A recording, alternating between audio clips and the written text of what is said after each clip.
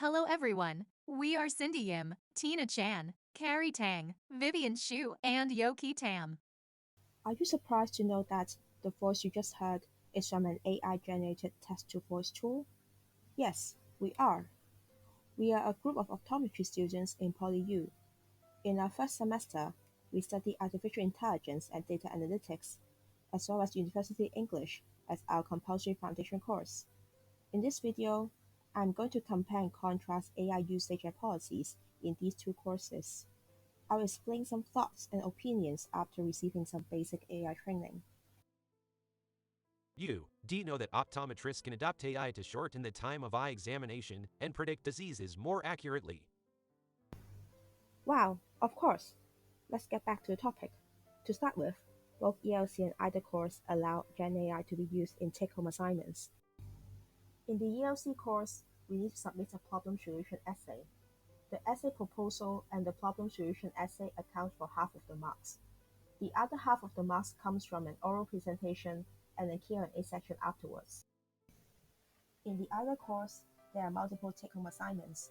They include e-learning modules that is 10% of the marks, assignments in the form of answering long questions that is 17% of the marks, and a video project that is what you're watching right now. It takes up 18% of the marks. Other than that, 10% of the marks goes to class exercises, and 45% of the marks goes to final examination, but we are not going to discuss them today. When we write our problem solution proposal and essay, we can ask Gen AI tools, such as ChatGPT, some prompts to brainstorm and generate ideas. Then we can select the suitable AI-generated content and integrate it with other sources to write our essays.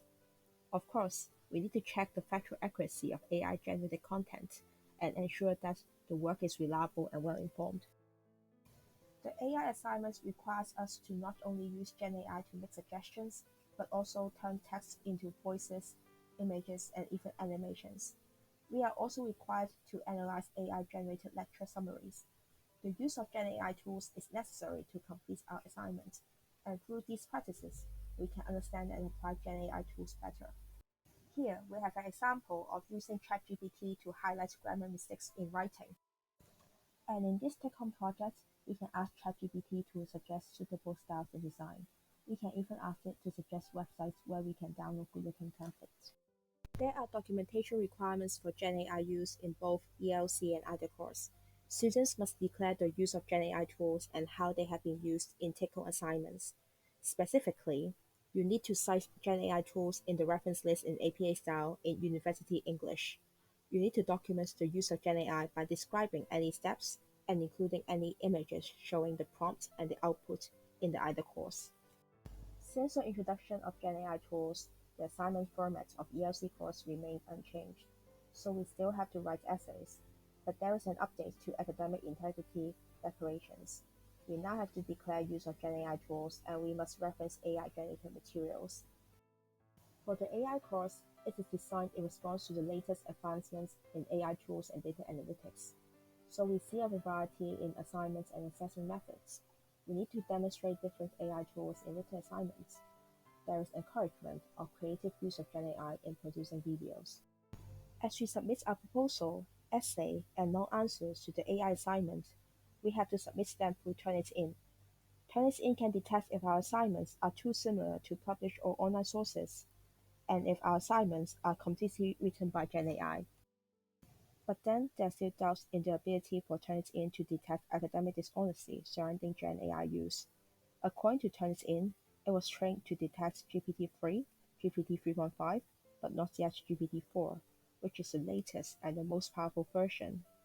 In another study, it is shown that Gen AI detectors are very weak when asked to identify other forms of formal essays, including personal statements for university admission and scientific abstracts for conferences. These all show that Turnitin may not be very effective and reliable in all academic situations. Currently, students will receive a downgrade or fail if they use AI-generated contents in assignments that disallow Gen AI use fake citations, or use Gen AI without citations. Students can also receive a downgrade or fail if they can't give reasonable explanation on a suspected work. To prevent students from misusing or cheating using Gen AI, All students should finish the academic integrity tutorial. We can also consult the guidelines uploaded on the PeerU library website and ask the subject tutors. Globally, universities need to set clear guidelines to define the proper use and abuse of GenAI tools. Universities should also set up an effective monitoring system and enforce disciplinary actions in case anyone violated the rules. To students, the GenAI tools is still very new and not yet well developed. GenAI can often miss out on or provide wrong citations. As a result, students who copy them directly will unknowingly conduct plagiarism. There are also a lot of wrong information or unreliable resources online. If we trust these wrong information and spread them, we may need to bear legal responsibilities. Honestly, from a student's point of view, take-home assignments and tests, especially in the form of writing essays, cannot effectively assess students' critical thinking and creative thinking. An AI algorithm can easily answer straightforward questions, resulting in similar or even better responses than students. We have some suggestions on how to improve assignment or assessment methods in these two courses. To assess the actual knowledge and ability of students, the ELC course can ask students to complete a proposal or essay as an in-class exercise or in exams. Students are not allowed to use any electronic devices. In this way, teachers can assess the students' language level accurately. To develop students' soft skills, the ELC course can add in more collaborative tasks, such as making posters and oral presentations. In this aspect, we think the IDA course has sufficiently demonstrated how to set up a variety of assessment types, such as making videos and art, in take-home assignments and in-class exercises. We hope that the course will continually encourage personal reflection and creative expressions. After a semester of adapting to our new university life and studying AI, English, and other foundation subjects in optometry, we can see that AI can revolutionize learning and assessment in many ways. So what do you think AI education will be in the future? Some people say that because AI can do all kinds of writing and translation for you, there is no need to learn language skills anymore. What do you think? Hmm, we think it is necessary to develop students' AI literacy because humans with AI skills will replace humans without AI skills. The use of AI can reduce workload and increase work efficiency, but students need to remember that they are still fully responsible for their work and studies.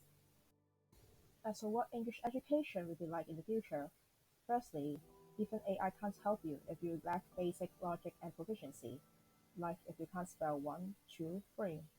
The use of AI for writing and translation can also be limited in very specialized or niche academic areas because AI isn't familiar with the jargons or they're not updated enough to understand advanced scientific research. However, instead of training students to work on areas that they just can't compete with AI, like writing a perfect problem solution essay in 2 hours, English courses should teach students how to understand academic language, how to critique and compare writings produced by humans and AI, and how to logically present novel ideas.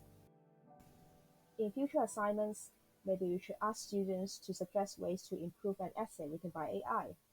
That would be practical. We would like to declare that these softwares and generative AI tools were used in the production of this video. Thank you.